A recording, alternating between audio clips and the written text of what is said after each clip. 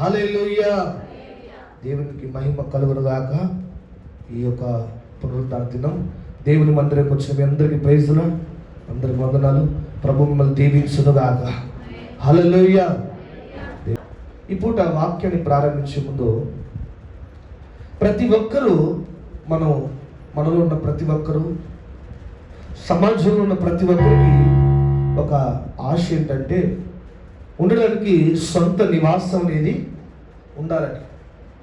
ప్రతి ఒక్కరూ మంచి ఇల్లు కట్టుకోవాలని, మంచి వాహనం కలిగి ఉండాలని, మంచి వస్త్రాలు వేసుకోవాలని ప్రతి ఒక్కరు ఆశపడతారు. అయితే ఈ కట్టుకునే ఇల్లు కూడా స్టాండర్డ్గా కట్టుకోవాలని, సుందరంగా కట్టుకోవాలని, అనేక తరాలు ఉండేటట్టు కట్టాలని ఆశపడతారా లేదా? చూడండి, అనేక తరాలు ఉండేటట్టుగా, స్థిరంగా ఉండేటట్టుగా ఒక మంచిది మనం వాడతాం. అయితే అది ఇటుకలే కానీ, సిమెంటే కానీ, రాడ్డే కానీ, ఇంకేలే కానీ చూడండి, ప్రతి ఒక్కరు పిల్లర్స్ లేపి స్లాబ్ అయిపోయిన తర్వాత ప్రతి ఒక్కరు ఆలోచించేది ఏంటంటే ఇంటికి ఆకర్షణీయంగా ఉండేది ఏంటి?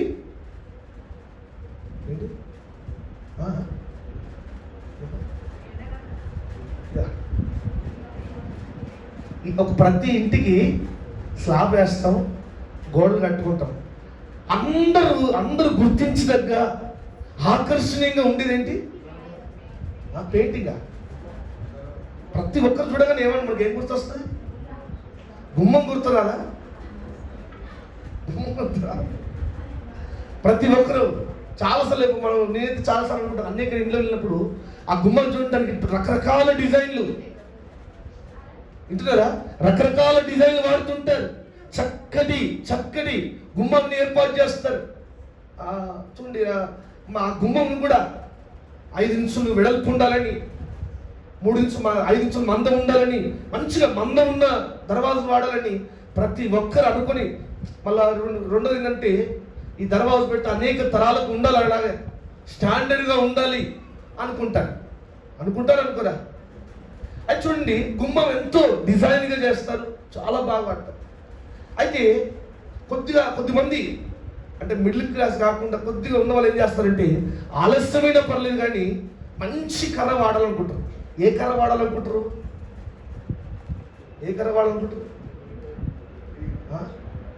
ప్రతి ఒక్కరికి ఏమనిపిస్తుంది?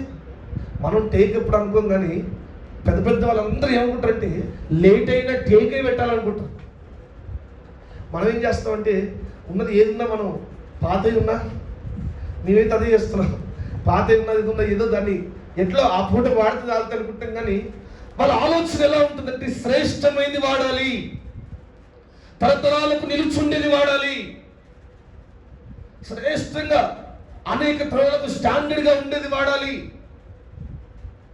హన్మకొండలో ఒక కుటుంబం, ఇంజనీర్ కుటుంబం, వాళ్ళు పాత ఇల్లు కూలగొడుతుంటే ఆ దర్వాజులు అన్నీ పిచ్చి పెడితే ఆ దర్వాజు సగం పోయిన తర్వాత కూడా మరి ఎందుకంటే ఎవరికైనా ఇప్ప సంబంధం వాళ్ళకైనా ఏపీఆర్ డ్రిల్స్ అంటే ఏందన్నా టేక్ అది అనుకోండి. ప్రతి ఒక్కరికి ఒక ఆలోచన ఏంటంటే దానికి వాడే కర్ర ఎంత, ఆ విలువను చూసి వీళ్ళు ఎప్పుడు జ్ఞాపకం చేస్తుంటారు, అతిశయిస్తుంటారు. ఒక సేవకుని కూడా దేవుడు మాట్లాడాడు, ఇగో ఒక అద్భుతమైన మందిరం కట్టు, ఆ మందిరం నేను చెప్పినట్టు కట్టు, దానికి వేసే కలరు నేను చెప్పిందే వాడు, దానికి ఉన్న ప్రతిదీ నేను చెప్పినట్టు చేయమని చెప్పాడు. చేస్తూ ఒక మంచి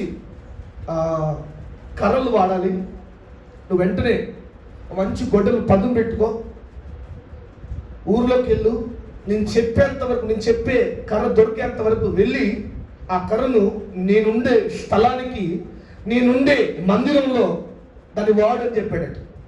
సరే అని చెప్పి ఆ సేవకుడు విశ్వాసం చెప్పాడు. గొడ్డలను మంచిగా పదును పెట్టుకొని వెళ్ళాడు. వెళ్తుంటే ఆ సేవకుడు రావడం చూసి ఆ ఊర్లో ఉన్న చెట్లు మాట్లాడుకుంటున్నాయంట. మొట్టమొదటిగా చక్కటి మ్రానులు కలిగిన చెట్లు, గంధపు చెక్క, అవి ఉంటాయి కదా, విలువైన చెట్లన్నీ మాట్లాడుకుంటున్నాయి. దేవుని మందిరానికి వాడాలంటే దేవుడు గొప్పవాడు కనుక దేవుడు గొప్పనే వాడుకుంటాడు. అనుకొని ఖచ్చితంగా మరి ఆ కర్రల దాంట్లో లేదంటే విలువైన మ్రాణుల దాంట్లో చూస్తే నేనే మొదటిగా ఉంటాను కనుక దేవుడు నన్నే కొనుక్కుంటాడు అనుకొని రెడీగా వెళ్తున్నట్టు ఆ గంధపు చెట్లు సంతోషంగా ఉంటుంది. సేవకుడు వచ్చాడు చూశాడంట, సేవకుడు చూశాడంట, గంధపు చెట్లు చెప్పి ఎంత బాగుంది, ఎంత అద్భుతంగా ఉంది, ఇది వాడితే తరాలకు ఉంటుంది అనుకుంటున్నాడట. దేవుడు అంటున్నాడు ఇది కాదంటున్నాడట. నెక్స్ట్ అనుకున్నాడు, నెక్స్ట్ ఆ గంధపు చెక్క తర్వాత లైన్లో ఉంది ఎవరు? టేక్ అనుకుంటుంది. ఇక గంధపు చెక్క కాదన్నాడంటే నెక్స్ట్ ఉన్నది నేనే, నా దగ్గరికి వస్తాడేమో అనుకుని సంతోషపడుతుంటే వెళ్ళాడు, సేవకుడు వెళ్ళాడు. బట్ టేక్ అంటే వెనకటి నుంచి పేరున్నది, ఎక్కడ ఎవరు వాడినా టేక్ గుమ్మాలు వాడాలంటారు. నన్నే వాడుకుంటాడేమో సేవకుడు.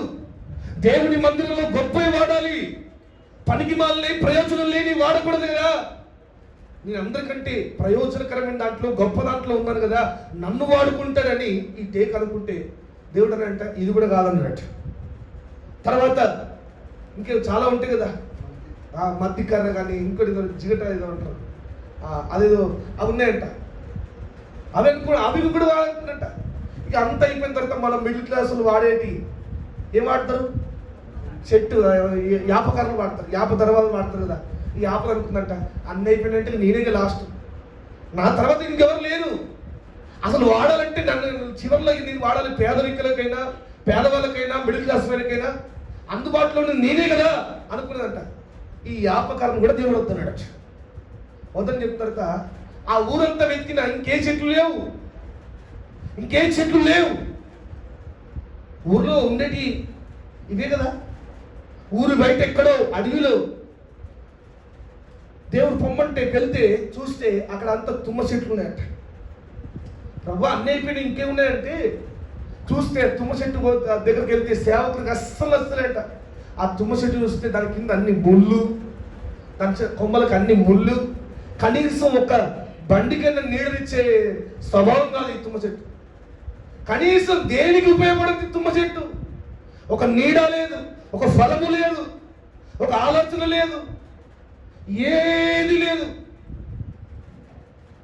ఆ తుమ్మ చెట్టు అనుకుంది ఈ సేవకుడు చూస్తేనే నన్ను ఇష్టపడతలేడు, నన్నేం తీసుకుంటాడు దేవుని మందిరానికి, అది కూడా విలువైన మందిరం అంట, దేవుడు నిలుచుండే మందిరం అంట, దేవుడు నిలుచుండే స్థలం అంట, దాంట్లో నన్నే వాడుకుంటాడు. దేవుడు అంటాడు ఇదిగో ఇదే నేను కోరుకున్నది. ఆ మాట అంటాడు కదా, ఈ వ్యక్తి నేను కోరుకున్న వ్యక్తి ఇతడే అన్నట్టుగా నేను కోరుకున్న ఆ యొక్క విలువైన మరాలు ఇదే. సేవకుడు కనిపించిందట, ఇదా నీడ లేదు, ఫలాలు లేవు, పైగా అన్ని ముళ్ళు, ఎవరు కోరుకోరు. దీన్నంటాడు ఏందనుకొని ఆలోచన పట్టాడు. మాట దేవుడు నిలుచుండే మందిరంలో ప్రతి ఉపకరణం దేవుండే ఉండాలి. చదవండి నిర్గమకాండం 25వ అధ్యాయం 10వ వచనం చూడండి. నిర్గమకాండం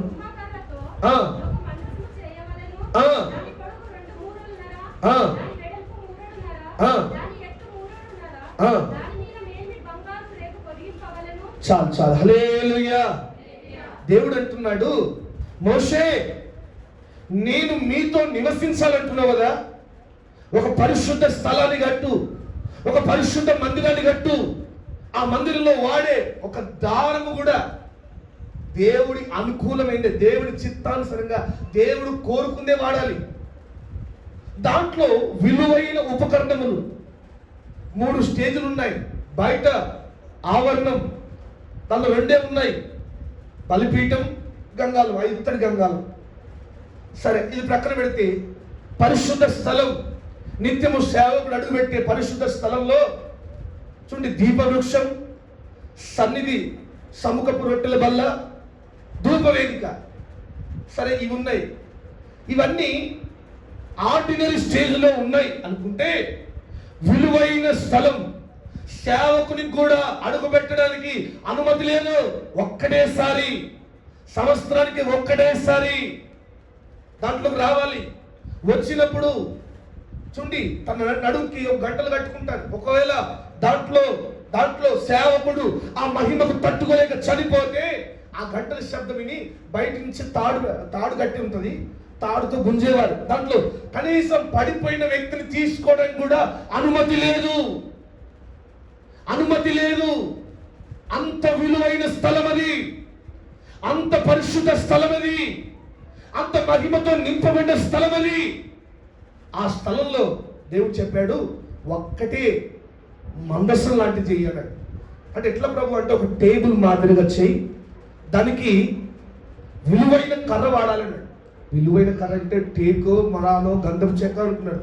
అంటే క్లియర్గా మెన్షన్ చేశాడు. ఒకవేళ నేను అనుకుంటున్నాను మోషే ఒక మందసం చేయంటే ఖచ్చితంగా నాలాంటి వ్యక్తే ఒక టేక్ కర్ర కానీ విలువైనది వాడాలనుకుంటే, మోషే దానికి 10 రెట్లు విలువైనది వాడేవాడు. కానీ దేవుడు స్పెసిఫిక్ గా మెన్షన్ చేశాడు.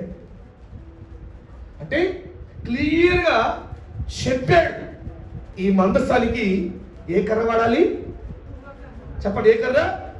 తుమ్మ కర్ర వాడు. తుమ్మ కర్రతో మందసం చేయి. ఆ తుమ్మ కర్రని మందసంగా ఉపయోగించు. ఏంటి ప్రభువా, నీవు నివసించే స్థలం అంటున్నావు, నీవు అడుగుపెట్టే స్థలం అంటున్నావు, మహిమతో నింపబడే స్థలం అంటున్నావు, మామూలు పరిశుద్ధ స్థలంలో ఉన్న దీపవృక్షమే నేలిమి బంగారంతో చేయమంటున్నావు, నీవు నిలుచుండే స్థలం బంగారంతో చేయమంటే నేను చేయడా? చప్పుడు ఎత్తలేదు.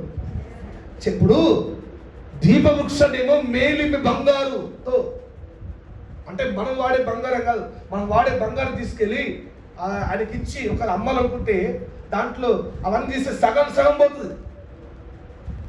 అదని ఇదన్నీ తీసేస్తాడు. స్వచ్ఛమైంది అంటారా, 22 క్యారెట్స్ 24 క్యారెట్స్, అది స్వచ్ఛమైంది అంటే కొద్దిగా వెళ్తుంది. అటువంటి మేలిమి దాంతో చేస్తున్న దీపవృక్షానికి చేయమని చెప్పాడు, చేశాడు. మందసం మాత్రం కర్రతో చేయమన్నాడు. మందసం మాత్రం స్పెసిఫిక్గా మెన్షన్ చేస్తున్నాడు, తుమ్మ కర్రతో మాత్రమే చేయి.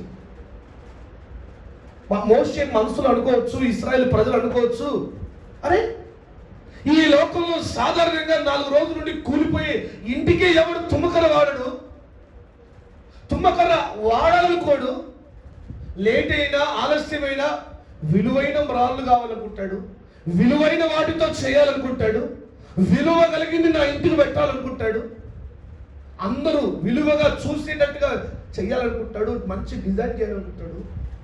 మరి నిత్యం ఉండే మందిరం, నిత్యం మాతో నడిచే దేవుని స్థలం, పరిశుద్ధ స్థలం ఎంత విలువైంది పెట్టాలంటే దేవుడు మాత్రం తుమ్మకర్రనే కోరుకున్నాడట. హల్లెలూయా. చేతుల పైన చెప్పండి గట్టిగా, ఒకసారి గట్టిగా హల్లెలూయా, హల్లెలూయా. చూడండి, ఎవ్వరు ప్రయోజనం కాదని ప్రక్కన పెట్టిన చెట్టు అంటారు. ఎవరి ఇండ్లలో అయినా తుమ్మకర్ర పెంచుకుంటారా, తుమ్మ చెట్టు పెంచుకుంటారా? కానీ అందరూ ప్రక్కన పెట్టినా, అందరూ ప్రయోజనం లేదని చెప్పినా, అందరూ విలువీయని, ఎవరు దాన్ని దరిచేరని, దాని వైపే చూడని, దాన్ని కోరుకొని ఆ చెట్టును మాత్రం, ఆ కర్రను మాత్రం సాక్షాత్తు దేవుడు నివసించే మందసానికి దేవుడు కోరుకున్నాడు. హల్లెలూయా. చెప్పండి గట్టి హల్లెలూయా. చూడండి, తుమ్మకర్ర ఎంత భాగ్యంగా, ఆ తుమ్మ చెట్టు ఎంత సంతోషంగా ఫీల్ కావచ్చు, ఎంత భాగ్యం అనుకోవచ్చు. దేవుడు నివసించే స్థలంలో, దేవుడు ఉండే స్థలంలో అందరూ ప్రక్కన పెట్టిన ఆ చెట్టును దేవుడు కోరుకున్నాడు. అందరూ ఎన్నిక లేని ఆ చెట్టును ప్రభు కోరుకున్నాడు. అందరూ వద్దన్న ఆ చెట్టును ప్రభు చేర్చుకున్నాడు. కొంతమంది ఉండొచ్చు, లోకము మళ్ళీ ప్రక్కన పెట్టిన వారు ఉండొచ్చు, ఒకవేళ లోకస్తులను ప్రక్కన పెట్టొచ్చు. జ్ఞానం లేదని, ఆలోచన లేదని, టాలెంట్ లేదని, చదువు లేదని అందరూ నేను ప్రక్కన పెట్టినా, ఎన్నిక లేని వారిలో నీవు ఉన్నా, దేవుడు మాత్రం నిన్నే ఎన్నుకున్నాడు. హల్లెలూయా, హల్లెలూయా. నిన్నే ఆయన చూసి చేసుకుంటున్నాడు, నిన్నే ఆయన ఎన్నుకుంటున్నాడు, నిన్నే ఆయన ఏర్పాటు చేసుకుంటున్నాడు. మనుషులందరూ ప్రక్కన పెట్టిన ఆ చెట్టును దేవుడు మాత్రం తన మందస్థానికి, తాను నిలిచుండే స్థలానికి, తన ఉపకరణములకు దేవుడు ఆ తుమ్మకరను వాడమని చెప్పాడు. చెప్పిన రీతిగా మోషే ఆ తుమ్మకరను మందస్థానికి వాడాడు. అలాగే సన్నిధి రొట్టెల బల్ల కూడా వాడాడు. నేను చెప్పాలనుకుంటున్న మాట ఏంటంటే, ఈ లోకంలో మనం ప్రయోజనకరమైన వారు కాకపోయినప్పటికీ ప్రభు తన కృపను బట్టి మనల్ని ఎన్నుకున్నాడు. ప్రభు తన ప్రేమను బట్టి మనల్ని చేర్చుకున్నాడు. దావీదు విషయంలో మనం చూస్తే, సేమ్ ఇదే విధంగా జరుగుతోంది. దావీదు అందరూ ప్రక్కన పెట్టారు, లోకం ప్రక్కన పెట్టింది, మనుషులు ప్రక్కన పెట్టారు, ఆఖరికి తల్లిదండ్రులు అన్నదమ్ములు కూడా ప్రక్కన పెట్టారు. దేవుడు సమయలు చెప్పాడు, నేను ఏర్పరచుకునే రాజును నువ్వు అభిషేకించంటే సమయలు అనుకోవచ్చు. దేవుడు ఏర్పాటు చేసుకున్నాడంటే, ఎన్నిక చేసుకున్నాడంటే ఆ రాజు ఎంత బలమైన వాడు కావచ్చు, ఆ రాజు ఎంత జ్ఞానో, ఆ రాజు ఎంత ఎత్తు పడి ఉన్నాడేమో, అతడు ఎంత యుద్ధములు నేర్పరేమో అని అనుకుంటున్నాడు. అనుకుంటే సమయలు యెషయా ఇంటికి వచ్చాడు. వచ్చిన తర్వాత పిలుస్తూ ఉన్నాడు. పెద్దవాడిని చూసినప్పుడు ఎంత బాగున్నాడు, ఎంత ఎత్తున్నాడు, ఎంత అసలు అతను చూస్తే బహు సౌందర్యవంతుడిగా కనబడుతున్నాడు. సమయలు అనుకున్నాడు ఇతడేనేమో. ప్రభు అంటున్నాడు ఇతడు కాదు. రెండవని పిలిచాడు, మూడవని పిలిచాడు. అందరూ ఆ 7గురిలో వాళ్ళు మిలిటరీలో ఉన్నారు కనుక చక్కటి అసలు ఆ ఎత్తును, ఆ బలాన్ని కలిగిన వారుగా ఉన్నారు. ఈ 7గురిని పిలిచినప్పుడు ఈ 7గురిని కూడా ప్రభు తృణీకరించాడు. ఈ 7గురిని సమయలు కోరుకున్నాడు. ఎట్లా అంటే ఇతడేనేమో, ఈ వ్యక్తి ఆ గంభీరాన్ని చూసి ఇతడేమో అనుకున్నాడు. ప్రభు అంటున్నాడు, మనుషులు పైరు పని చూస్తారు కానీ నేను అంతరంగాన్ని చూస్తాను. ఇతడు కాదు, ఈ వ్యక్తి కాదు. చూడండి, ప్రయోజనకరమైన 7గురు వ్యక్తులను దేవుడు కాదన్నాడు, దేవుడు వద్దన్నాడు, తృణీకరించాడు. మళ్ళా ఆ సేవకుడు సమయలు యెషయాని అడుగుతున్నాడు, యెషయా ఇంకా ఎవరైనా ఉన్నారా, ఇంకెవరైనా ఉన్నారా అంటే ఒక్కడున్నాడయ్యా, వాడు దేనికి పనికిరాడయ్యా, వాడు అంత ఆలోచన లేని వ్యక్తి, వాడికి ఏది సూట్ కాలేదు, అందుకే అడవిలో ఉన్న గొర్రెల దగ్గర పంపించాను. ఈ వ్యక్తి నిర్ణయించబడిన వ్యక్తి కాదు, నువ్వు పిలిపించు. తల్లిదండ్రులే అన్నదమ్ములే ప్రక్కన పెట్టిన వాడిని దేవుడు అంటున్నాడు పిలిపించంటే ఆ వ్యక్తిని పిలిపించాడు. చూస్తే ఆ వ్యక్తి అలా వస్తున్నప్పుడే సమయాలు చూస్తున్నాడు. ఆ ఎంటుకలు, ఆ గొర్రెలు కాసుకునే వ్యక్తి నుండి ఆ ఎంటుకలన్నీ మొత్తం పాడైపోయి, తన వస్త్రాలు సరిగ్గా లేవు, ఒక పిచ్చివాడి కంటే ఘోరంగా ఉన్నాడు. సమయం చూడగానే కోరుకోవచ్చు, ఈ వ్యక్తి నా ప్రభు కోరుకున్నది అనుకోవచ్చు. కానీ వెంటనే అంత దూరం నుంచి, అల్లంత దూరం నుంచి వస్తున్న దావీదును చూసి ప్రభు అంటున్నాడు, ఇతనే నేను కోరుకున్న వ్యక్తి, ఇతనే నేను ఏర్పాటు చేసుకున్న ఇతన్నే నువ్వు వెళ్ళి అభిషేకించన్నాడు. దేవుని మాట తీయకుండా సమయాన్ని అభిషేకించాలి. మనం చూస్తే ఎవరినైనా చూడండి, అన్నదమ్ములందరూ ఘనహీనుడిగా ఇచ్చిన వ్యక్తిని కూడా దేవుడు గణపరిచాడు. బెనోని అని తల్లి వేదన పుత్రుని పెట్టినా అతన్ని గణపరిచాడు. అట్లా చూడండి, దేవుడు ఎన్నిక చేసుకున్న వ్యక్తిని ఒక ప్రయోజనకరంగా విలోపించేటట్టుగా దేవుడు మార్చుకున్నాడు. ప్రేమ దేవుడు బిడ్డారా, అయితే తుమ్మకర్ర ఎలాగైతే అప్పగించుకుందో నీవు కూడా దేవుని చేతికి అప్పగించుకుంటే దేవుడిని ఒక ప్రయోజనకరంగా దేవుడు తన సాధనంగా నేను మార్చునుగాక. ఆమె చెప్పండి గట్టిగా. రెండోదిగా ఆ మందసాన్ని చేస్తున్నప్పుడు ఏమన్నాడు చూడండి, అదే 25:10 చూడండి, దాని మీద మేలిమి బంగారము పొదిగింపవలెను. చాలు హల్లెలూయా, శబ్దం గట్టిగా హల్లెలూయా. రెండోదిగా మోషే ఈ తుమ్మకర్రతో మందసాన్ని చేసినప్పుడు, ఈ తుమ్మకర్రతో మందసాన్ని నీవు సిద్ధపరిచినప్పుడు, ఇది బయటికి ఈ కర్ర అవుపడకుండా దాన్ని బంగారంతో పొదిగించు, బంగారపు రేకుతో పొదిగించు, లోపట వెలుపట బంగారంతో కప్పబడేటట్టుగా చేయి. నేను అంటున్నాను, ఎందుకు అలా చేయమన్నాడు? ఇప్పుడు ప్రభు ఎన్నిక చేసుకుంటే ప్రయోజనం లేని దాన్ని అయినప్పటికీ ప్రభు ఎన్నుకున్నాడు, ఏర్పాటు చేసుకున్నాడు, చేస్తున్నాడు. ఈ యొక్క ఏర్పాటు చేసుకునే ఈ మనసాన్ని అలాగే ఉంచవచ్చు కదా. ప్రభు అంటున్నాడు, అది బంగారంతో కప్పు, ఎటు చూసినా బంగారం అవపడాలి. చూస్తున్న వారు ఏమంటున్నారు తెలుసా? ఇదంతా తయారు చేసిన తర్వాత, కర్ణాపీఠం అయిపోయిన తర్వాత, కెరూబులు అయిపోయిన తర్వాత వచ్చిన వాళ్ళు చూసిన వాళ్ళు అందరూ అంటున్నారు, ఎంత బంగారంతో బాగుందయ్యా, ఎంత అద్భుతంగా ఉంది అని అనుకుంటున్నారు. కానీ దాని లోపల తుమ్మకరం ఉన్నట్టు ఎవరు తెలియదు. అంటే చూడండి, బంగారంతో దాన్ని పొదిగించబడింది అంటారు. రెండవదిగా, ఈ బంగారం మనం దేనికి సూచనగా ఉంటే, ఒకవేళ ఆ తుమ్మకర మనమే అనుకుంటే, యేసు రక్తంతో కప్పబడితేనే తప్ప ఈ లోకంలో మనం చూడండి ఘనమైన వారికి మార్చబడం. యేసు రక్తంతో కప్పబడాలి, యేసయ్య రక్తంతో కప్పబడాలి, ఆయన చూపే ప్రేమతో కప్పబడాలి, ఆ కృపతో మనం కప్పబడాలి. అందుకే చూడండి, లోకస్తులకు మనం అవుపడకూడదు, మనం మరుగైపోవాలి. తుమ్మకర్ర మరుగైపోయినట్టుగా. కొద్దిమంది చూడండి, ఏదైనా చిన్న పని చేస్తారనుకోండి, వాళ్ళ పేరు చెప్పకపోతే ఇక అంతే, అయిపోయినట్టుగా పని. వారు అవుపడాలి, వారు కనబడాలి లోకానికి, వారు ప్రత్యక్షపడాలని ప్రతి ఒక్కరి ఆశ. వారు మరుగు చేయబడడం వారికి ఇష్టం ఉండదు. కానీ ప్రభు కావాలని దాన్ని మరుగు చేసి బంగారపు రేకుతో కప్పుతున్నాడు. ఎప్పుడైతే అది బంగారపు రేకుతో కప్పబడిందో చూస్తే వారందరూ ఆశ్చర్యపడే విధంగా అది ప్రత్యక్షమవుతుంది. నేను అంటున్నాను, నీవు యేసయ్య రక్తంతో కప్పబడితే, ఆయన ప్రేమతో కప్పబడితే, నీవు మరుగైపోయి మన టాలెంట్లు, మన ఆలోచనలు, మనం అందరూ మరుగైపోతే అప్పుడు దేవుడు ప్రత్యక్షమవుతాడు, అప్పుడు దేవుడు ప్రత్యక్షపరచబడతాడు.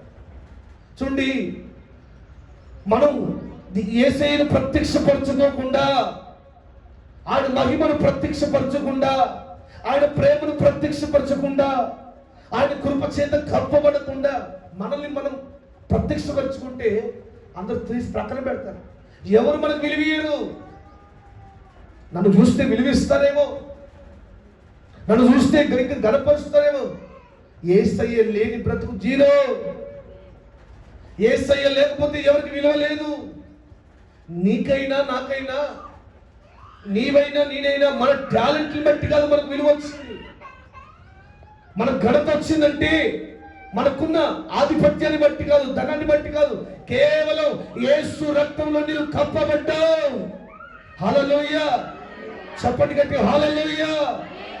యేసు రక్తంలో కప్పబడ్డావు. మరి యేసయ్య రక్తంలో కప్పబడిన స్థితిలోనే ఉంటున్నావా? మరుగు చేయబడిన స్థితిలోనే ఉంటున్నావా? చూడండి, మరుగైపోయిన వారి జీవితాలు లోకానికి ఘనంగా దేవుడు ప్రత్యక్షపరుస్తాడు. ఒకనొక టైం వస్తుంది, దేవుడే ప్రత్యక్షపరుస్తాడు, దేవుడే ఘనమైన స్థానంలో నిలబెడతాడు, దేవుడే నిలబెట్టేటట్టుగా చేస్తాడు. మనల్ని మనం ప్రత్యక్షపరచుకోకూడదు, మనం మరుగైన స్థితిలో ఉండాలి. తుమ్మకర్ర బంగారపు రేకు కింద మరుగు చేయబడినట్టుగా, బంగారపు రేకుతో కప్పబడినట్టుగా మనం కప్పబడితే దేవుడే ఒక దినం మన విలువను పెంచుతాడు. యేసు రక్తం కింద కప్పబడకుండా, ఆయన ప్రేమ కింద కప్పబడకుండా, ఆయన కృప కింద కప్పబడకుండా మనం సొంతంగా ఏదైనా చేయాలంటే మనం సక్సెస్ కాలేం. మనం సొంతంగా ఎదగాలంటే సక్సెస్ కాలేం. దేవుడు ఉంటేనే, దేవుడి రెక్కల కింద దాచబడితేనే మనం విలువ పెంచబడతాం. మూడోదిగా, దానికి మోతకర్రలు పెట్టమన్నాడు. దానికి మోతకర్రలు, రింగ్స్ పెట్టి దాని కర్రలు అవన్నీ బంగారంతో పొదిగించండి అని చెప్పాడు. మోతకర్రలు అంటే అర్థం ఏంటంటే, ఇప్పుడు ఇది ఒక టేబుల్ అంటే దీనికి 2 కర్రలు, దీనికి ఒక కర్ర, దానికి ఒక కర్ర ఉంటుంది. ఈ మందస్థాన్ని ఎంతమంది మోయాలంటే 4. దాని ఆ మోత కర్ర ఉందంటే అర్థం ఏంటంటే మోసేవారు కావాలని.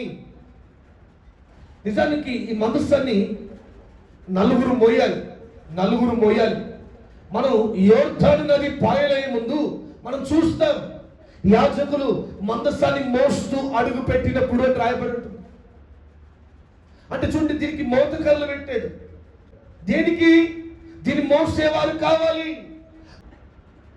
మొట్టమొదటిగా మనం చూస్తే ఎన్నిక లేని కర్రను దేవుడు ఎన్నుకున్నాడు. రెండవదిగా బంగారపు రేకుతో పొదిగించాడు. మూడవదిగా మోతకర్రలు ఏర్పాటు చేయమన్నాడు. దాన్ని మోయడానికి ఒక ప్రత్యేక గోత్రాన్ని ఎన్నుకున్నాడు, ప్రత్యేకమైన వ్యక్తులను ఎన్నుకున్నాడు, ప్రత్యేకమైన వ్యక్తులను ఏర్పాటు చేసుకున్నాడు. ప్రియమైన దేవుని బిడ్డలారా, మనం కూడా ఆ మందస్థాన్ని మోసేవారిగా మనం మారాలి. మన జీవితం చెప్పారు కదా, వాక్యాన్ని మోసేటట్టుగా ఉండాలి. మందస్థంలో ఉన్న దేవుని వాక్యానికి సూచనగా ఉంది. ఇంకో రకంగా చూస్తే దేవుని ప్రేమను మోసేవారిగా ఉండాలి. ప్రజలు మనం చూస్తున్నప్పుడు దేవుని కనుపరిచే విధంగా మనం కనపడాలి. ఆయన ప్రేమను కనుపరిచే విధంగా, వాక్యాన్ని మోసే విధంగా, సేవను మోసే విధంగా, ఈ సేవను మోసేవారిగా మనం నిలబడాలి. ఒక్కరు మోస్తే మందస్థం మోయబడదు. మందస్థాన్ని ఎంతమంది మోయాలి? దానికి 4 కావాలి. సేవకుల కుటుంబం ఒకటే సేవను నడిపిస్తే, సేవను మోస్తున్నప్పుడు కాదు, అందరూ దాన్ని సహకరించేవారిగా ఉండాలి, దాని కొరకు నిలబడేవారిగా ఉండాలి, పరిచర్యలు చేసేవారిగా ఉండాలి. దేవుని సేవను లోకానికి కనుపరిచే విధంగా మనం మోసేవారిగా ఉండాలి. అప్పుడే ఆ మందసానికి పరిపూర్ణత, ఆ మందసానికి పూర్తి ఫినిష్ చేయబడింది. ఈరోజు మనం దేవుని సేవను మోసేవారిగా ఉన్నామా? దేవుని పరిచయను ముందుకు తీసుకెళ్లే వారిగా ఉన్నామా? దేవుని కార్యాలను ముందుకు నడిపించే వారిగా ఉన్నామా? నీవు పరీక్షించుకో. బంగారపు రేకుతో కప్పబడినట్టుగా యేసయ్య రక్తంతో కప్పబడుతున్నావా? యేసయ్య ప్రేమతో కప్పబడుతున్నావా? మొయ్యాలి. దేవుని సేవను మనం ముందుకు తీసుకెళ్ళాలి. ఈ సేవలు ఎన్నో చూడండి, అన్ని ఒక్క ద్వారా చేయాలంటే కాదు. దేవుని మందస్థాన్ని మోస్తున్న ఆ యాజకుల పాదాలు అడుగు పెడితే యోర్దాను నది లాంటి కూడా 2 పాయలైపోయాయి. ఈరోజు ప్రత్యక్షంగా మేము కనబడుతున్నా, పరోక్షంగా మీరు నిలబడుతున్నారు. అందరూ కలిసి ఈ మందస్థాన్ని ముందుకు తీసుకెళ్దాం, ఈ సేవను ముందుకు తీసుకెళ్దాం. చూడండి, యేసు ప్రభువు సిలువను యేసయ్య మోస్తున్నాడు. కురేనీయుడైన సీమోను తన వంతు కొద్దిసేపు మోసాడట. ఆ బరువును మోస్తున్న యేసు ప్రభువును చూసి అందరూ చూస్తున్నారు, కానీ ముందడు వేయడానికి ఎవరు తెగించట్లా, ఎవరు అడుగు వేయట్లా. కానీ కురేనీయుడైన సీమోను మాత్రం ఆ సిలువను నేను కూడా కొద్దిసేపు మోస్తాను, ఆ సిలువను నేను కూడా నా భుజంలో మీకు కొద్దిసేపు మోస్తాను. అంతటి బరువున్న ఆ సిలువను అంటాను ఆయన మోసాడని పక్కన పెడితే మొయ్యాలన్న మనస్సు నా కొరకు ఆయన ప్రాణం పెట్టాడు, నా కొరకు కొరడా దెబ్బలు భరిస్తాడు, నా కొరకు ఎత్తైన కొండ మీద ఈ సిలువను మోసుకుని వెళ్తున్నాడు. నేను కూడా కొద్దిసేపు మోస్తానని చెప్పి ఆయన వెళ్ళి ఆయన కూడా మోయడం మొదలుపెట్టాడు. ప్రేమ దేవుని బిడ్డలారా, మందిరానికి వచ్చేవారమే కానీ మనం ఈ సేవను ముందుకు తీసుకెళ్లే వారిగా ఉంటున్నామా? ఆ మందస్థాన్ని, దేవుని సేవను, దేవుని వాక్యాన్ని ప్రజల్లోకి తీసుకెళ్ళగలుగుతున్నావా? ఈ సువార్త భారాన్ని ప్రజల్లోకి, లోకంలోకి తీసుకెళ్ళగలుగుతున్నావా? ఈరోజు తీర్మానం చేసుకున్నాం, కురేనీయుడైన సీమోను వలె ఆయన సిలువను మనం కూడా కొద్దిసేపు పోయాలి. మన శక్తి ఉన్నంత వరకు, మన బలం ఉన్నంత వరకు, మన ఆరోగ్యం ఉన్నంత వరకు, దేవుడిచ్చిన ఈ ఆరోగ్యం నిలబడినంత వరకు ఈ సేవను ముందుకు తీసుకెళ్లే వారిగా మనం మారాలి. అలా మారినప్పుడు చూడండి, తప్పక మన ముందున్న ఎటువంటి శిఖరమైన, ఎంతటి శక్తి అయినా, నీవు మోస్తున్న సిలువను చూస్తున్న యోర్దాను నది, నీవు మోస్తున్న మందస్థాన్ని చూస్తున్న యోర్దాను నది లాంటి సమస్తలైన నిశ్చయముగా పాయలైపోతాయి. నిన్నే తన సాధనంగా, తన పాత్రగా వాడుకోవాలనుకుంటున్నాడు. మీకు తెలుసా, సైతాన్ గారికి మనిషే కావాలి, ప్రభు సేవను చేయడం కూడా మనిషే కావాలి. ఇద్దరు కోరుకుంటున్నారు. ఇప్పుడు నువ్వు ఇద్దరి మధ్యలో ఉన్నావు, ఇద్దరు చాయిసింగ్లో నీవే ఉన్నావు. నీ ఆలోచనలు, నీ క్రియలు బట్టి ఒకవేళ సైతాన్ గారి చేతులు వెళ్ళావో వాడి చేతిలో వాడబడతావు. నీవు అలా ఉండకూడదు. విలువైన యేసయ్య చేతిలో పడదా, విలువైన సేవను మోసేవారిగా మారదా, యేసయ్య రక్తంలో కప్పబడేవారిగా మారదా, ఆయన కృప కింద దాచబడేవారిగా మారదా. ఆ మందసానికి చెప్పినట్లుగా తుమ్మకర్ర ప్రయోజనం లేని కర్రను దేవుడు వాడుకున్నాడు మొట్టమొదటిగా. రెండవదిగా ఆ కర్ర బంగారపు రేకుతో పొదిగించబడింది. యేసయ్య రక్తంలో మనం కప్పబడ్డానికి సూచన. మూడవదిగా దానికి మోతకర్రలు ఏర్పాటు చేయబడ్డాయి, మోసేవారు కావాలని. దాని కొరకు దేవుడు లేవీయులు ఏర్పాటు చేసుకున్నాడు, యాజకులను ఏర్పాటు చేసుకున్నాడు. కొత్త నిబంధనకు వస్తే మనం అందరం రాజులైన యాజక సమూహంలో గుంపుగా ఉన్నాం. హల్లెలూయా, హల్లెలూయా. ఈరోజు మనం కూడా ఆ మందసాన్ని మోసేవారిగా, ఆ సేవను మోసేవారిగా, ఆ వాక్యాన్ని మోసేవారిగా, సువార్తను మోసేవారిగా నిలబడతాం. ఏర్పాటు చేయబడిన ఆ కర్రలు, ఈ మందసం అంటే ఏంటో కాదు, దేవుని వాక్యం. మందసం దేవుని సేవకు సూచనగా ఉంది, దేవుని కార్యాలకు సూచనగా ఉంది, దేవుని ప్రేమకు సూచనగా ఉంది. కులీనుడైన సీమోను అయితే నా కొరకు, నా పాపాల కొరకు సిలువను మోస్తున్న యేసయ్యను చూసి, అయ్యో నేను కొద్దిసేపైనా ఆ భారాన్ని మోయాలి, కొద్ది క్షణాలైనా, కొద్ది నిమిషాలైనా ఆ భారాన్ని మోయాలి అని తీర్మానం చేసుకుంటున్నాడు. ప్రియమైన దేవుని బిడ్డారా, దేవుని మందిరానికి ఎంతో కాలం చూస్తున్నాం, ఎంతో కాలమైన మనం రక్షించబడి, మరి మనం దేవుని సేవను మోసేవారిగా ఉంటున్నామా? దేవుని ప్రేమను మోసేవారిగా ఉంటున్నామా? దేవుని ప్రేమను లోకానికి చాటేవారిగా ఉంటున్నామా?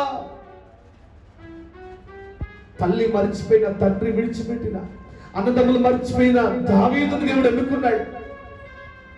ప్రయోజనం లేని వాటిని తన సొత్తుగా దేవుడు మార్చుకున్నాడు. అవును, ఈరోజు నిన్ను కూడా ప్రభు ఎన్నుకున్నాడు, నీ కుటుంబాన్ని కూడా ప్రభు ఎన్నుకున్నాడు, నీ కుటుంబాన్ని కూడా ప్రభు ఏర్పాటు చేసుకున్నాడు. నీవు యేసయ్య రక్తంలో కప్పబడాలని, దేవుని ప్రేమ చేత కప్పబడాలని, దేవుని కృప చేత కప్పబడాలని ప్రార్థన చేద్దాం. రెండు చేతుల ఆకాశం ఈరోజు దేవుని అడుగుదామా? ప్రభా, నిజమే విలువైన మ్రాలున్నాయి, విలువైన చెట్లున్నాయి, ఫలాలున్న చెట్లున్నాయి, ఫలభరితంగా ఉన్న చెట్లున్నాయి. ప్రభా, అన్నిటిని విడిచిపెట్టి నా ఎందుకు వచ్చావని తుమ్మకరనుకుంటుంది. ప్రయోజనం లేనిదాన్నయ్యా, పనికిరాని వాడినయ్యా, ఉపయోగం లేని దాన్ని ప్రభా, అందరూ త్రోసివేసి, అందరూ తృణీకరించిన స్థితిలో ఉన్నానయ్యా, ఎవరికి ఉపయోగపడిన స్థితిలో ఉన్నాను ప్రభా, ఫలాలు లేని స్థితిలో ఉన్నానయ్యా. అయినప్పటికీ ప్రభు తుమ్మకరనే కోరుకున్నాడు. ఆ తుమ్మకరతోనే తన మందసాన్ని ఏర్పాటు చేస్తున్నాడు. ఈరోజు ఆ తుమ్మకర వలె అందరికీ ప్రయోజనకరంగా లేని స్థితిలో, పనికి మాలిన స్థితిలో, అందరూ ప్రక్కన పెట్టిన స్థితిలో, అందరూ తృణీకరించారేమో, ప్రభు మాత్రం నిన్ను ఏర్పాటు చేసుకుంటున్నాడు. ప్రభు మాత్రం నిన్నే ఎన్నుకుంటున్నాడు. నీవే తన సాధనంగా వాడాలనుకుంటున్నాడు, నీవే తన చేతిలో ఆయుధంగా మారాలనుకుంటున్నాడు. ప్రార్థించండి. రెండు చేతుల ఆకాశం ఎత్తి, అవునయ్యా, నేనెందుకని నీ సొత్తుగా మారానయ్యా. ప్రార్థించండి ప్రతి ఒక్కరు.